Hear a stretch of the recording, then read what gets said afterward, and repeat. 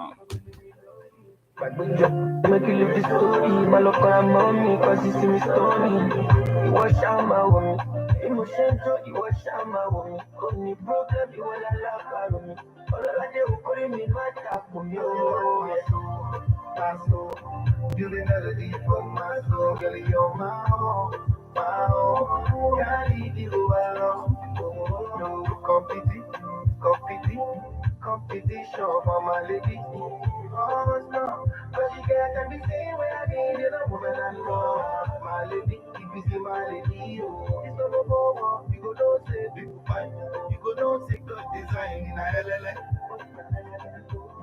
She like, you like my dress. She not face so, you like my dress. I say nobody be contest you. Oh, my baby, oh. She like, oh, she not face so, she not west so, I don't be made to. Oh.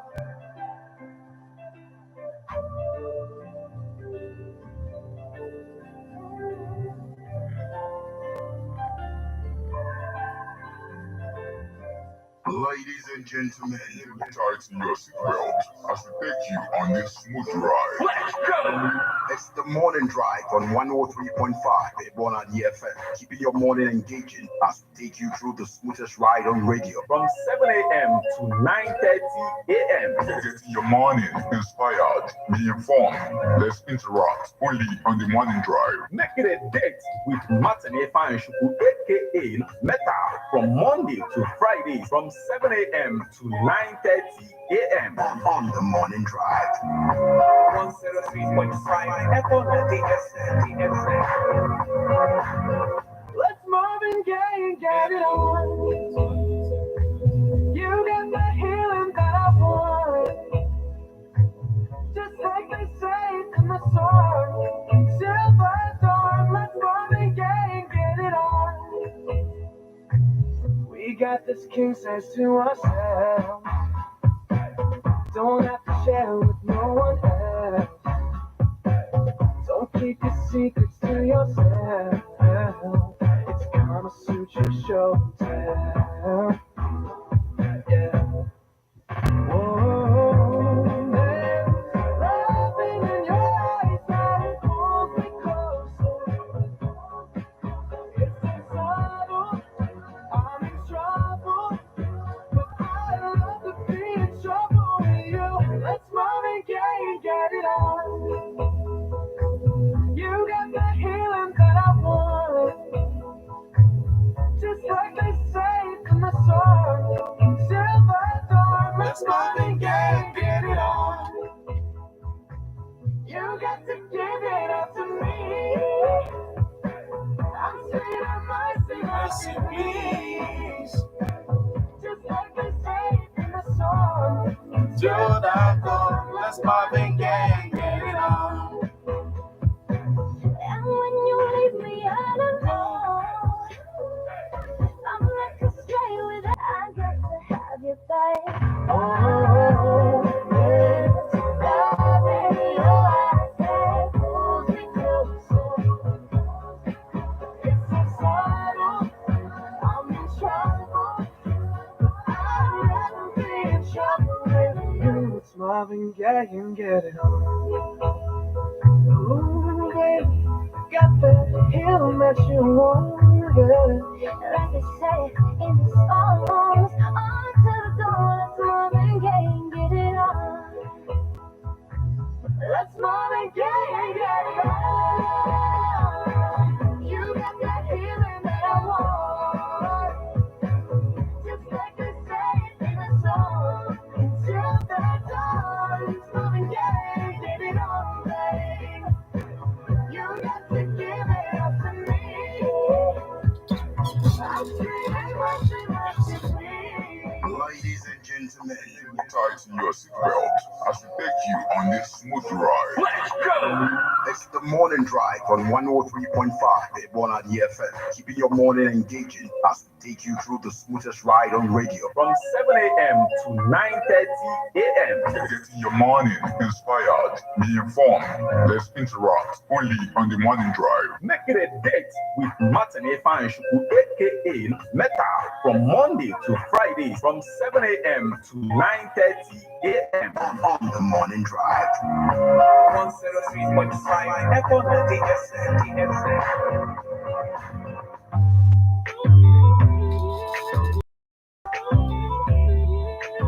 We the best music. Another one. DJ Khaled. Looking at the truth in my mind. I'm the one, yeah. I'm the one. Early morning in the gun, know you wanna ride now. I'm the one, yeah. I'm the one, yeah. Hear you sick of all those other imitators. Don't let the only real one intimidate ya. See you watching, go out at a time now. Yeah. Oh, I'm the one. I'm the only one. I'm the one. I'm the only one. I'm the one that hit that same spot. She the one that hit them raindrops. We go back and jump a Chris Scott to high spot. You the one that hold me down when the block's hot. I make your dreams come true when you wake up. And your look just the same without no makeup. Had to pull up on your mother, feel you made up. Ain't gotta worry about them comers cause my cake up. You can write inside my life on that paper. Cause I promise when we step out you be famous. Modern day money and climb with their name though. When we pull up, all angles. Yeah, looking at the truth, the money never lie, no. I'm the one, yeah. I'm the one, every morning in the gun, now you wanna ride now. I'm the one, yeah. I'm the one, yeah.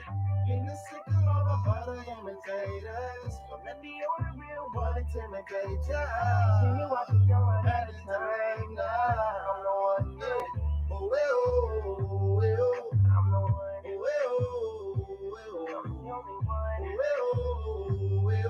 I'm the only one. I'm the only one. Okay, though. She beat her face up with that new Chanel. She like the price, she see the ice and make her Gucci melt. When I met her in the club, I asked her what she felt. Then she went and put that booty on that Gucci belt. We don't got no label. She said she want bottles. We ain't got no table. She don't got no bedroom. She don't got no table. We just watching Netflix. She ain't got no cable. Okay, no. Plug. I'm the plug for her. She want a nigga that pull her hair and hold the door for her. But that's only me. Nigga don't care with me. Say okay. Though. You're looking at the truth, the money never lie, no. I'm the one, yeah. I'm the one early morning in the gun, you wanna ride now. I'm the one, yeah. I'm the one, yeah. You sick of all the other imitators. Don't let the only real one intimidate ya. See you watching, go at a time now. I'm the one, yeah. I'm the one. I'm the only one.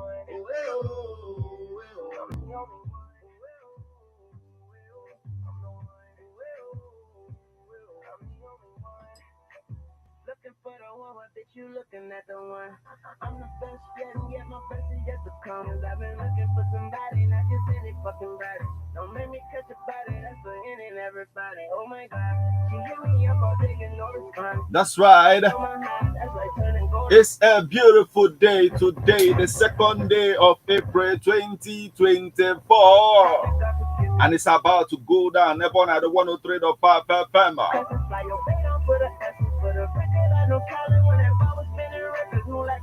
But you know you are the one, right?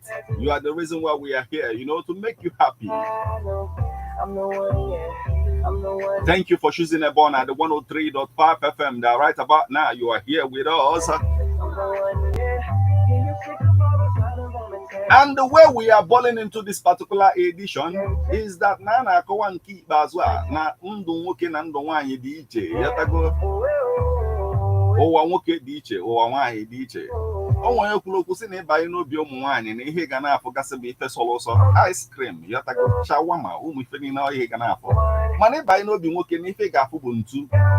Hammer, Yatago shovel, gota. Oh, we are behaving a very good day. We have a lot of things to talk about on this particular edition of Birthday Splash, and this is how we are balling into this particular edition. Metal. Yes, so if I have to go down, this morning.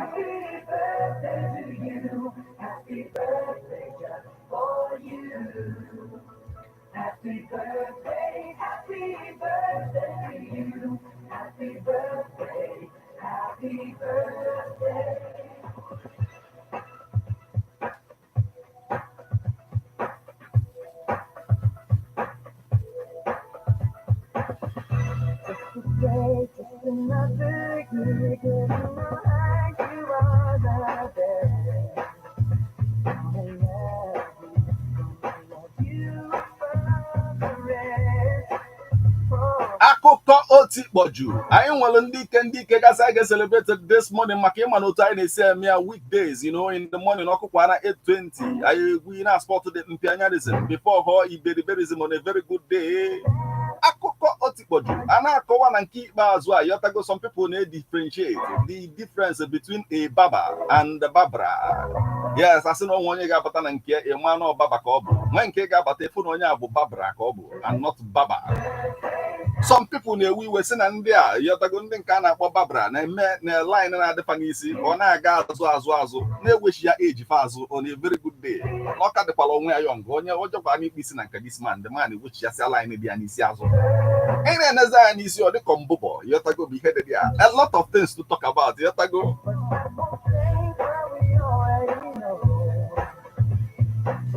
Nwe nke ị ga-abanye na nke ya on a very good day ịkpụsịa isi na-apụta dịka onye nwunye mụrụ nwa ọfụ ya ọ dịka ndị line ejide gị welu powder nya bakasịa gị iru niile everywhere ịmara onye nwunye mụ nwa ọfụ on a very good day ndị line na-adụ dị welu powder yotago he gosi ndị ka o si adị on a very good day. A lot of things to talk about. Today is also, you know, the World Autism Awareness Day. A lot of things yotago akụkọ oti kpọju. But we're going to start off with the celebration because right about Ketafo Bumbaije celebrating Ndike celebrated this morning. And you know that this party right here is your party. Get involved. You have to go send SMS or WhatsApp messages on 08096661035. Slow motion 08096661035. Let's celebrate you this morning. Kadihine celebrating Notuta. We are here to celebrate with you our wedding anniversary. Kadifo book chieftaincy confinement. We are here to celebrate with you.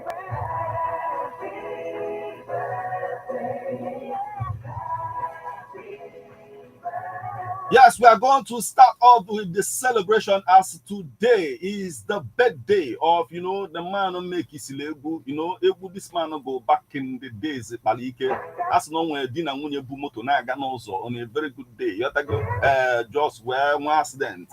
In the police, I was also Kabanyalaka, Obulegu and body memuta. Not the Ogumefanya, farmers ever found.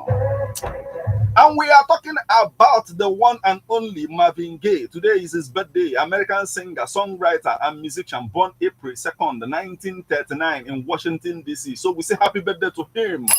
Happy birthday. Yeah, somebody melegu so much. Yotagona even neji kuziafia wegu.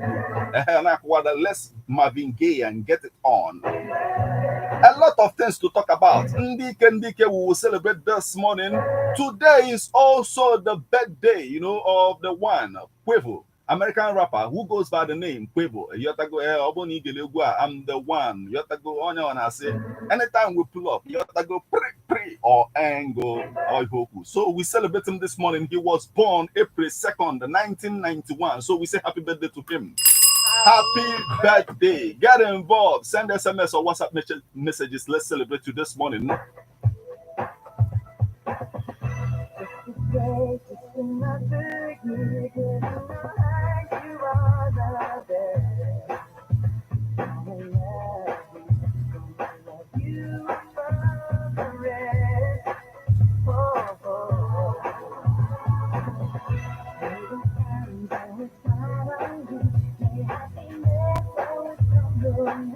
Yes, today is also the birthday of Charlemagne, you know, King of the Franks, King of Italy, and Holy Roman Emperor, born April 2nd, 0748. Otego, but we have to celebrate that, Yotago, because not the historical. So we celebrate.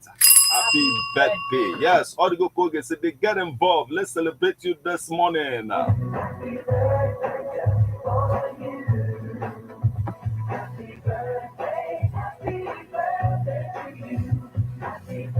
Yes, as the world is marking this World, you know, Autism Awareness Day today, the team is moving from surviving to thriving. Autistic individuals share the regional perspectives. A lot of things. Because now even when I call some like household chemicals, like from electronic, from some, you know, all these household chemical. Nesu akos yabo autism. Yotago no maka we can around these things. Farmer mana on a bafanalo.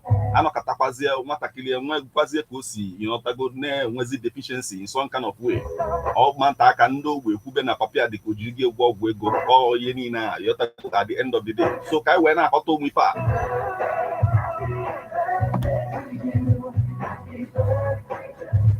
Now, United Nations says ever since the United Nations General Assembly, designated the 2nd April as World Autism Awareness Day in 2007, the United Nations has observed that the day as a means to affirm and promote the full realization of all human rights and fundamental freedoms for autistic people on an equal basis with others in the wider world. So sometimes it's good to also pay, visits to people who are suffering this autism, like autistic, syndrome. At the end of the day, you get to learn a thing or two from that. Pray with them, all of those things.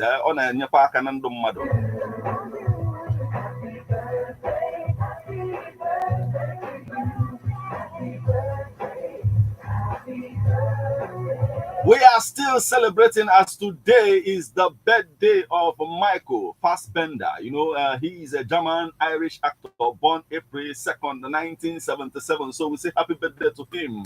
Happy birthday. Yes, it's unfolding. Today is also the birthday of Rodney King, American taxi driver and police brutality victim, born April 2nd, 1965. We say again, happy birthday. Yes, it's unfolding. Get involved. Let's celebrate you too. Because right about it, I am never going to celebrate and Deacon celebrated this morning. No?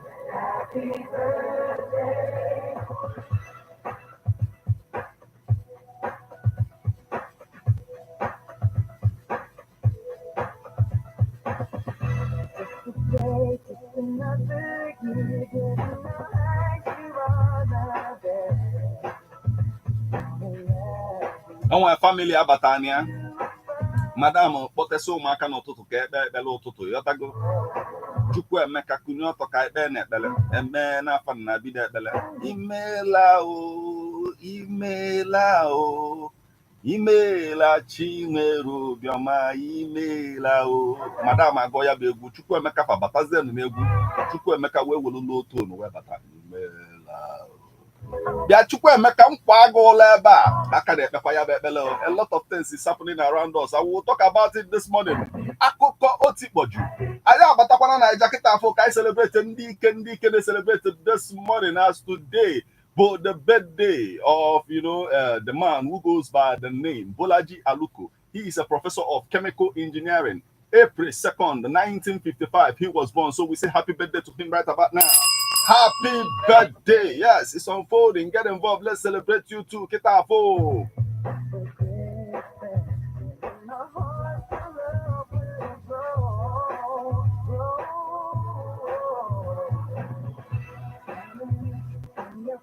Today is also the birthday of Deji Akindele, basketball player. April 2nd, 1983, he was born in Lagos. So we say happy birthday. Happy birthday. Yes, it's unfolding. Today is also the birthday of Max Williams. He is a rugby, footballer, rugby player. He about American football at the end of the day. Manonaka can be an actual zone also. Yotago born April 2nd, 1998 in Lagos. So we say again, happy birthday. It's unfolding right about it. Get involved. Let's celebrate you too.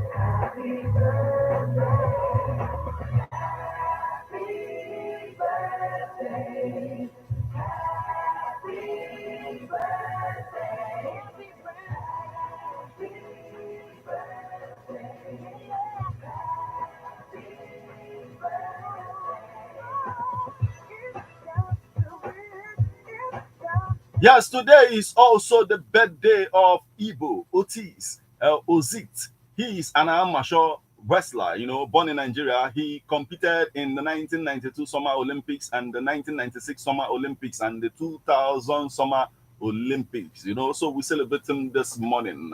Happy birthday. Yes, today celebrating Joe Oziti. He is a Nigerian wrestler as well, born April 2nd, 1974. I say again, happy birthday. Yes, it's unfolding. Get involved. Let's celebrate you too. Right about it.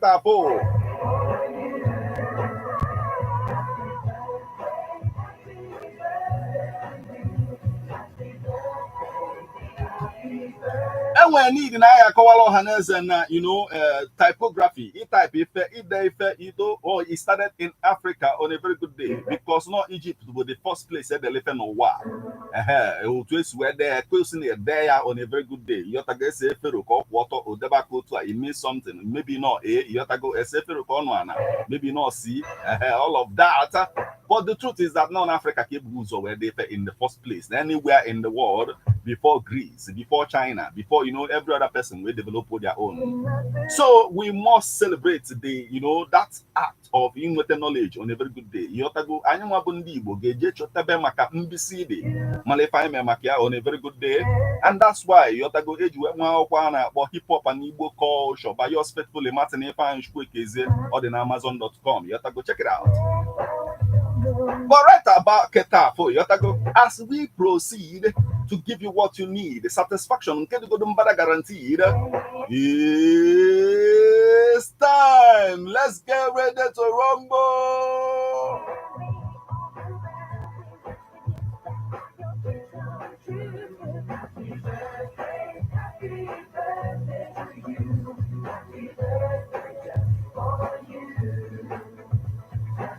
Akoko oti poju.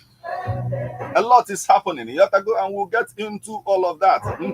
As well. The men of God on a lot is happening. Onyenka outside out. Onyenka kanyani bunubepia. And you could each not just mother no balls up with bunubepia somewhere. As well. You have to go. The prophet will do major. Then another one napelia. I never could and apple and you could separate or go on a very good day. Adeboye and Yotago Dami, video kefa one side. We'll get into all of this, a lot of things that we'll talk about this morning. Akoko oti poju.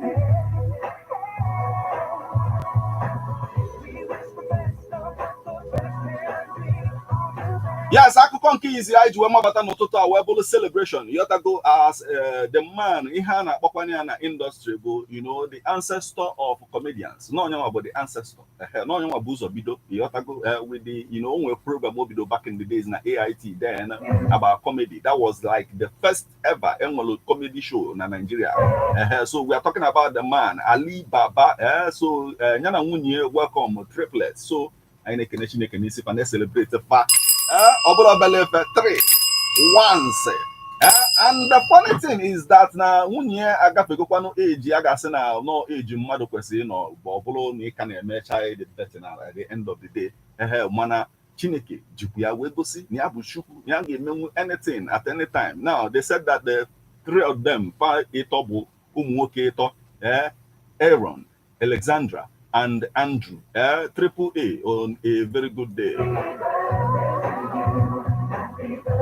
Iding ka ndo bofaga ntopalato makopa tag team champions ka poptalefa one no ma ki nweku nwe nisi Alibaba kai we na agafa nisi. Well, I nekene Chineke na esifa otu suwenya ha ya bụ ụmụaka atụgo gwụrụ egwu si na ifo onye Chineke gọziri na ị ga-agba mmadụ ama ngwa gị agwa nke a bụ nnukwu ngọzi ka gọziri ha ịtọ at once. So I can Chineke bịa bụ ife ome anyị na ayọkwa ka obelu ndị ọzọ na ayọkwa bụ anyị ma na ọ ga-emelụkwa na ọ na-eme eme ọ ga-emelụkwa ya na anyị na-ekene Chineke anyị na-ekenekwanụ abụ anyị na-asụ ụmụaka bịara ụwa no if obu Chineke na-emekwa around us enwe a lot of people na-emekwalụ n'akụkụ anyị yọtago twice wee fụkwa nke Reverend Canon Oliver Okaro ya na nwunye Chineke Jos nyefa ya yọtago bouncing baby boy and girl once fana abụ tụọ down ozugbo. So I jukwa aka yotago na-erichikwa out ndị ka na-achọ na Chineke ya emelụfa amara n'aha Jizọs amen. A ga-ebe akwa nwa yotago akwa nwa ga-ebegasị na families niile na-enwe such issue kịta afọ n'aha Jizọs amen.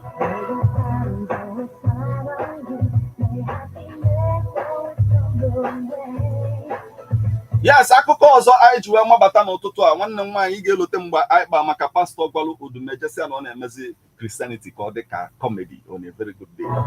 Ya na-ekwu na-ekwusi ihe ọ na-ekwu ike na-ekwu nwaanyị anyị eji wee na-ekwu na-asụgasị some kind language mana ọmalụ na onwe benya na ọnụbede anything self yotago nke ọ na-ekwu ife niile a odumeje na one side na-enene ya so you are talking to me ọ na-ekwu ife ọ na-ekwu on a very good day because na prophet odumeje pụta wee kwuo na isi ya na-emekwanụ bụ na onye ọbụla na-criticize ya na social media na ya na-enene ya yotago na just na-enene gị na just ọnọdụ dị a na-enene godo the phone na let me understand what is wrong with this man.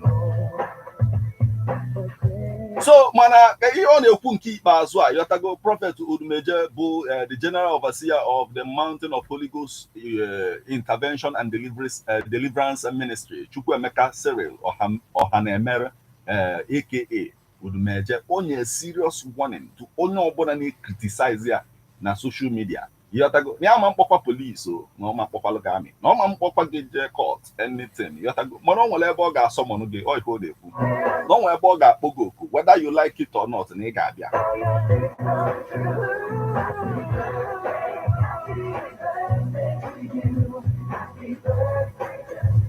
ebe ọ sịkwa na ọ ga-akpọ mmadụ oku a bụ ebe a na-akpọ Santus Santoria yotago ebe a ka ọ ga-akpọ gị oku bịa zaa ya okwu whether you like it or not.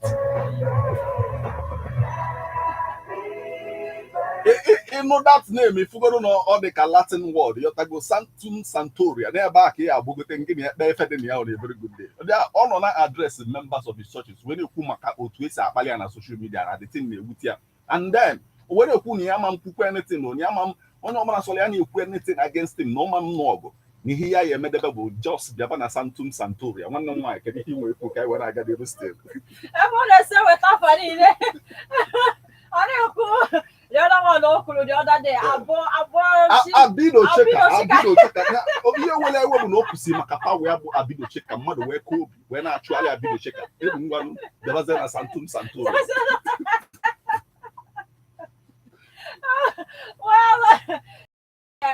okele nnọọ ihe dị iche iche mmadụ n'ụdị dị iche iche so n'ụdị nke ya ọ dịkwakwa iche abụda afọ ọ na-ewepụtagasị ihe a ịnụkwu nke a ọchị ekwere atọcha ma atọcha so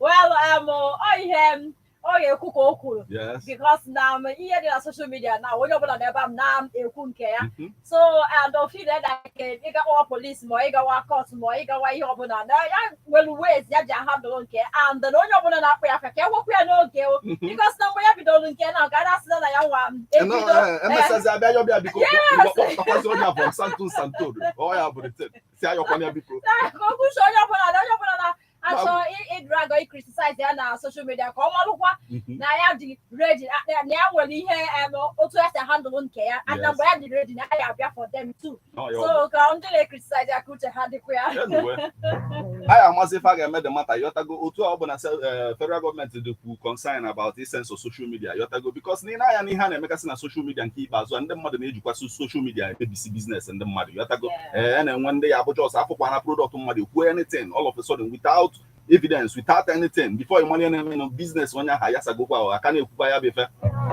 nke ifo na-eme nke ikpeazụ a between Erisco and another fellow but the thing is that ị na-criticize good mmadụ ọ bụla ihe ọ na-eme once na ogburo mmadụ na onwere right ịkpọbi iyi otu o si eme nke ya ọ isi na ọ masịrị ife ọ na-eme ọ ụmụ ihe niile a onye dị na ya on a very good day mana ịbatazie n'ụtụtụ a egwu anyị filo na ya bụ efe ka o si ahụ fold right about kịta because they nwere ike at the time yotago by the time ọ ya ewepụta dị Santum Santoria yotago federal gọọmenti nwere ike ikpe oku si abiko nyela anyị aka ka amala media ka ọ bụrụ ọfụma o nwere ike mgbe ọ bụrụzi anya nwa ga-abụzi the censorship of social media because ikwu anything against anybody ijebe na Santum Santoria anyway it is happening this morning ịbatazi egwu anyị filo na ya bụ efe ka o si ahụ fold right about now.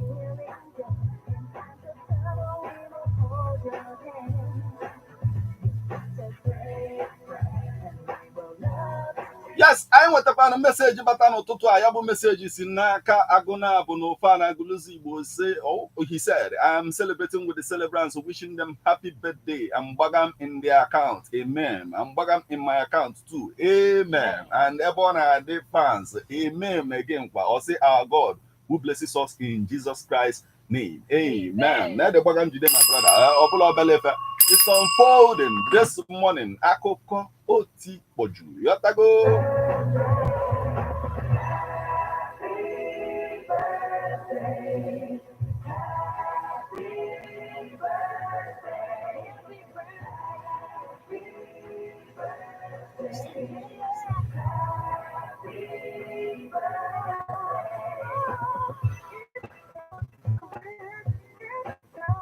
Yes, guys, is na Santun Santoria wee na-apụta kịta afọ akụkọ ọzọ anyị ji wee mabata n'ụtụtụ a wee bụrụ akụkọ gbastalụ ịghọtago ndị baga na ndị chege na papelebagokwu again na Anambra steeti ka nke anọ na-emekwazi anyị na-asị ihe ife na-eme anyị che na ndị niile said that the armed men suspected to be members of a rival cult groups allegedly attacked some areas in Okpuno area around Ekoka and Obinago, and he says a similar incident also happened at opposite DK park around Ekoka market also yotago at the end of the day. Now ihe mụ achọrọ ịghọta ife melụ mmadụ ji wee nọkata no ancestors ya chọrọ onye ọzọ si na onye ahụ bụkwazi ancestor ya.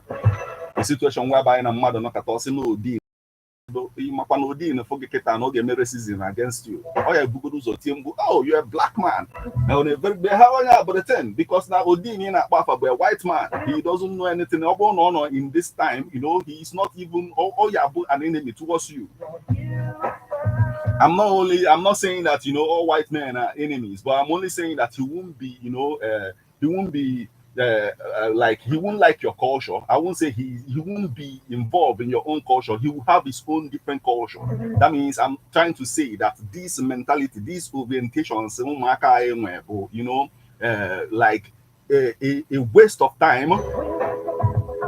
And while I know West is young, ndị ga-abasịrị society uru ọ bụrụ ihe a ka ha jizi eme on a very good day. Nwanne m nwaanyị kedu ihe nwe ekwu ka wee na-agakwa n'iru still. Yes, ihe kwugwa eziokwu because no ihe nchekwasị a ụmụaka na-azụ ka ha balụ society uru balụ parents ha uru bụrụ mmadụ ha eje na-ewesti ndụ ha like onwerozi ihe eji ndụ wee kpọrọ.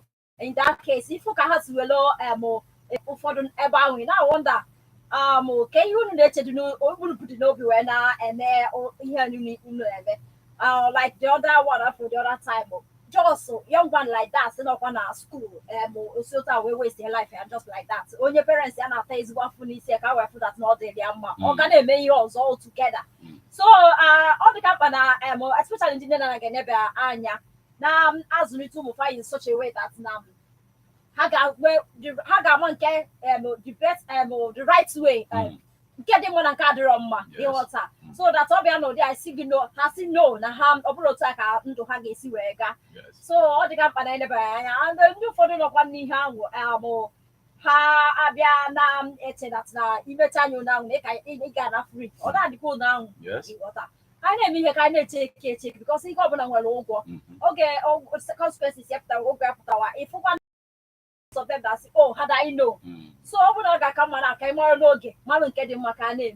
Okay. Anyway, at the same time, I want another one on Benin. Asananka will now ebe and betting Kaha attack the betting operator Kahabu, you know, who goes by the name Romeo. And then na Benin City, Edo State. But police captured a lot of people involved in Nanka at the end.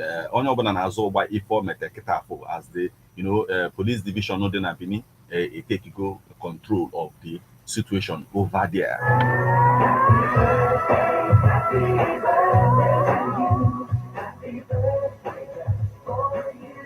Amami Fege no now, you know, there's nothing to it on a very good day.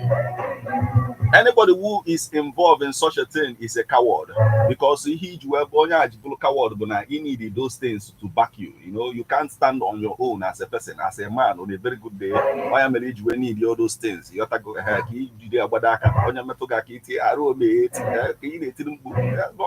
Face the consequences.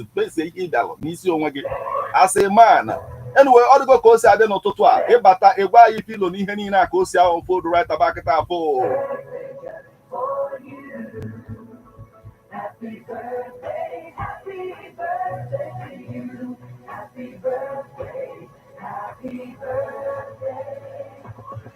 Yes, someone who can about a very dark man. Now the man Melifen Oboda. A lot of people on a very good day. All Gafete, if we are on a very good day. On Camelo, you have to go dark man, AGD and I, Kubu and I am Menka one at the end of the day. I'm on a dark man of Unazofa. How tall was this? Oh, dark man, you look at go. Fun now that this guy is a very good guy. For a very good day. So the very dark man about one person, you know, social media when I attack a lot of people, you know, they a lot of things. So feel you have to go a lot of things. Where Mobad and Mobile, Oti, London, where Basalu Mobad of Melo, even no message tackle over some of the people who go justice for Mobad, and those people are tackle, but here they can turn to DK. You have to go those people who go to Nakai, is when you Mobad, whom or not attack and not attack off and make it but in keep as well, I was not as the West. If we have my brother and I will go get a lot. I will quickly have our police. Eluna police, I finally, you know, like police detain him for some days because now on our attack on every some of the things on attack one who did evidence were payable attack. But at the end of the day, no one you have to go message Metapazia bail. You have to go Bologna and Nazana Nabia on a moto, able go see police and on a moto Nebunagodi. When or ever, when I need warning again, when I suffer, you gonna learn. You have to go on your back. You're gonna learn the hard way. You have to go why people can even put a caca when I go for the state. Well, after everything said, we'll order party. But yes, I'll give my father wife because of well,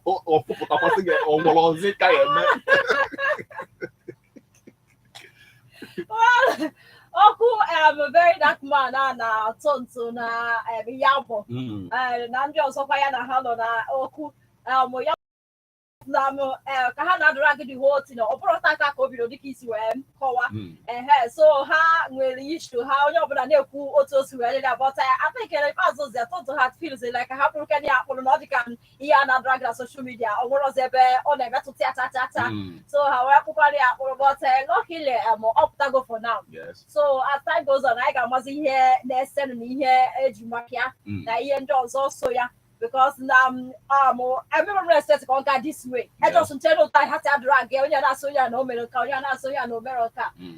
What I have to really have to acquire your time, I got resolve yeah like that. But on the zone down with I think Ocean now or more than it's expect maybe no social media and something. So but maybe I get to see also. They come to say what's not cyber bullying on them. Yes. And so maybe now I get one on the whole thing. Also, women are men. But I can Anya Kaimalo. I feel like one of the things you book on in the first place with him and Mobad. He had a little very dark manager where Babando in the first place with Mobad. You have to hear and they believe him now. I conclude one investigation about Mobad. You have to go. I forget. Yeah, Malon Kebunke. No, at the end, I feel him. Yeah, I don't want to. Now, some of them kind of cook the case. Even very dark man, they cook for Mobad too. You know, and where Mr. Ibu who his issues. Very dark man was there. He was instrumental in helping Mr. Ibu as well. You have to go. So, if these are just individuals, some good heart, you know, be concerned about others, but maybe in the process you have to go fracas. Yes, because now both honey na they all mean well. Yes, the way everyone will allow the each so how we keep even like not be at table say yes, guys so when they were. Yes, the only thing most times is you know these ego being Nigerians Nemo very good day. That ego of do you know me? Very good so but the thing is and well anything everybody mean well but no call them at the end of the day. But anyway, why you feel classic I call 1 or 2 when I can do classic. Okay, so I'll cry whatever when I call what a man now call to see where care help for you know good Samaritan the case where Bukane and Yelaka. So in his own case, so Western Anna all yaga weapon is where for a pregnant woman why I deem with you why I say oh every God the same way yeah without someone on dinner about just a how is one So and then I say okay, how about that motor? However, okay, how about that motor? He was offering with the woman who put here the car pepe like ose. Where why and I yes, well handkerchief where cover ya anya. Then nothing any disease is the mother always is ever hand web there. Where be aware that cause I am a phone card, yeah, voters card, everything. Now I need what way that's it? What na motie? What way na never puruzie motie? Wow, also. So luckily for him, on the police na agafe where that's our welfare where Julia where do get no or whenever for 2 days or where dear ma or where that. Then on the police where chokwa the motor but there's a down who's the ori like father was a motor bar also or when I go to yes we are talking Kianyalo Madaka whereby now Okumoka. Anyway, some days on and like that, but we won't stop helping people. Yeah, some of the people in the media, but then I try to bastardize their process for they need the help truly. Yes. You have to go one day. I was driving with a friend. I see a papa now, but you know, Kaibara might too. Before we are getting to now, Papa, I'll just own Yoruba because if my house, we are supposed to go to hide you, and all of a sudden I said, the boy now said, Papa, my brother, if you say, don't worry, watch and see. I am not look clean, I am and it happened like that. Papa, and the car, I know some of them were like surprised. Get this go be blind. So the thing is that we must continue helping people. You have to go ahead, no matter what. Anyway, all the go say the better not to if you don't have a people sell food. Police and always open all the help help. You be careful at the end of the day. That's the thing. So then another story I go about where a young man so Ogalizu already this time around a motorcycle Ogalizu, but I'm not the police. Not so the mother complained that now that particular place now is Zoriaba. So the police where you know yes. With their motorcycle well also 4 a.m. in the morning, I want to work. I can't have the motorcycle. Where did the Pulukan Nuku Manaka?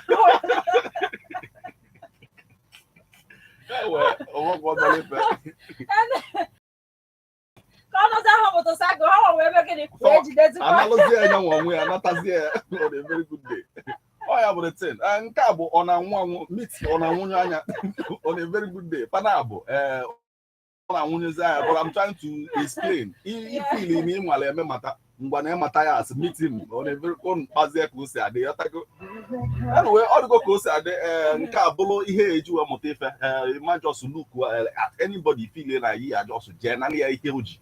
Mission Emakusi Matia, Emma, Idia Forta, when what they have all of a sudden, you see anywhere, Mark Captain Analia. Anyway, he opened a post by a wallow.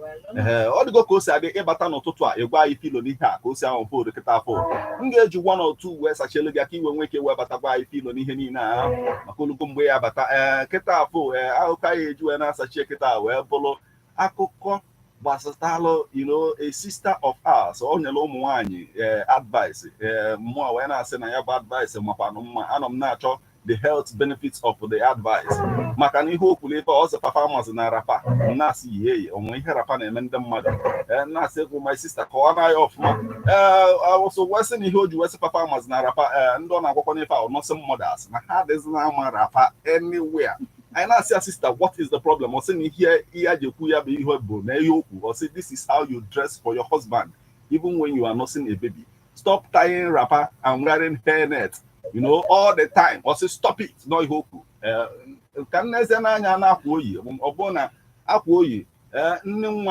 On display. Some things not on display like that on a very good day. Not just my sister, can they pick up from advice on it? Well,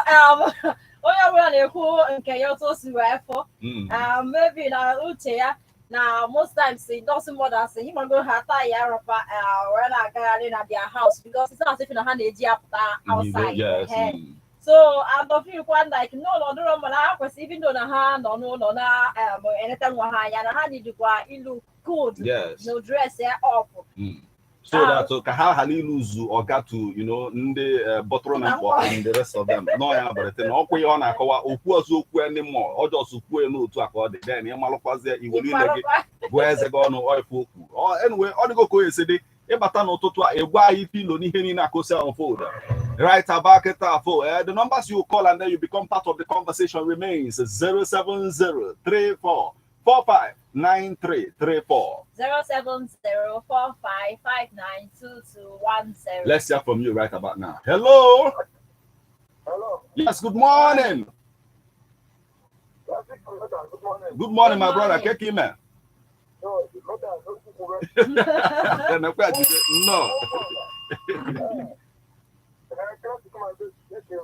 Ademma.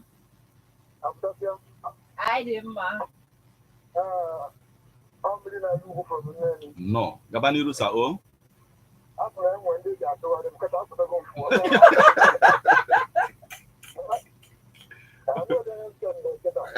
Why you feel ya? My brother, I just see like on no ku.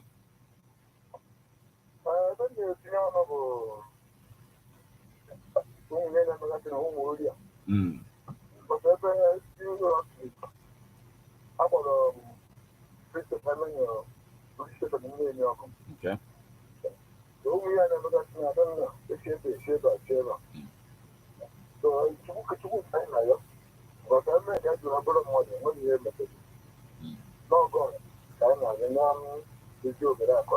Yes. Well, thank you so much for joining us this morning. I want to find a message in Aka Agonabo no Fa Guluzibo or Metal Classic. Please send me this power because a lot of people are fighting me. Please, I need Santos Santome.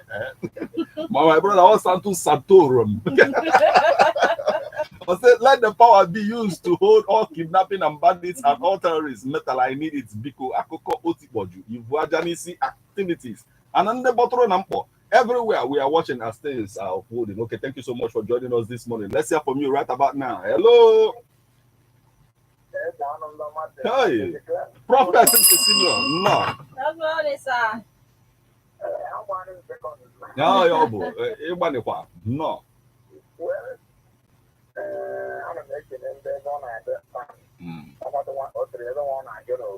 Yes. Gabaniru Sao.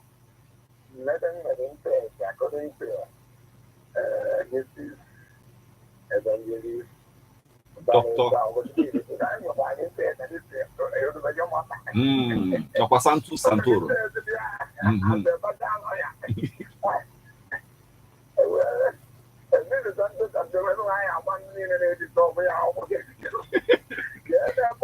Doctor Santos Santoro, man. All the corners will be there. Now the Santos Santoro and Azu go to be there. All the get back on.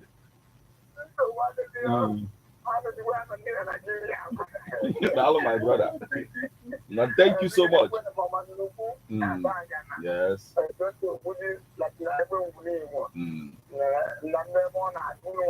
Dalo Kaitaliza Pakahabata O, Dalo Senior Prophet. Thank you. Yes, let's hear from you right about now. Hello. Hello, good morning. Yes, good morning. I'm gonna have no, no,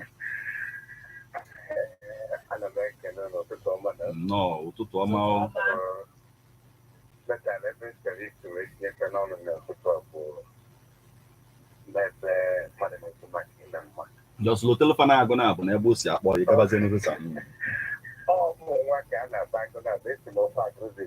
Kabanirusa. Yeah. Work experience, story,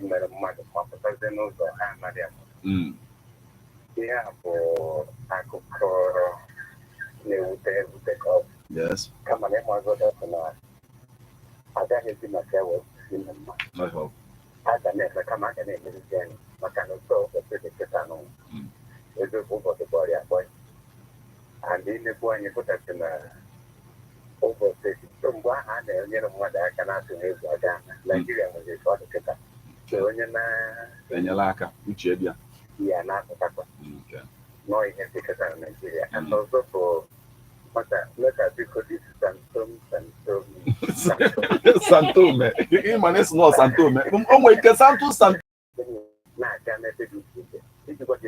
Let's hear from you right now. Hello. Hello. Yes.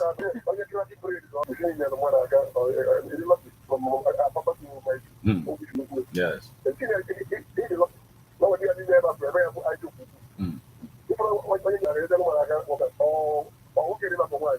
Oh, yeah. Oh, for my brother.